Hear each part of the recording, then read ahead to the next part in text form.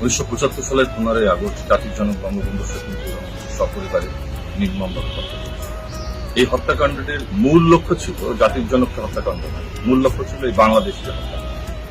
এই দেশের স্বাধীনতায় যারা বিরোধিতা করেছে, যারা 30 লক্ষ মানুষকে শহীদ করেছে, যারা 2 লক্ষ ভবনের সম্মেলন করেছে, এই বাংলাদেশের প্রতি যারা বাংলাদেশের বিরুদ্ধে ছিল, যারা এই দেশটাকে অকার্যকর ব্যর্থতা সন্ত্রাসী রাষ্ট্রে রূপান্তরিত করতে চায়, তারাই জাতির জনক বঙ্গবন্ধুকে সপরিবারে সেদিন হত্যা করেছিল। আমরা শোকাহত, আমরা জাতির জনক বঙ্গবন্ধু শেখ মুজিবুর রহমানের পরিবার এবং তার আত্মার মাগফিরাত করে আল্লাহ তাকে নসিব করে এবং তার কন্যা জননেত্রী শেখ হাসিনার নেতৃত্বে আমরা যে বঙ্গবন্ধুর স্বপ্নের সোনার বাংলা নির্মাণের জন্য আমরা কাজ করে যাচ্ছি, আমরা ইনশাআল্লাহ জাতির জনকের কন্যা জননেত্রী শেখ হাসিনার নেতৃত্বে বঙ্গবন্ধুর স্বপ্নের সোনার বাংলা নির্মাণ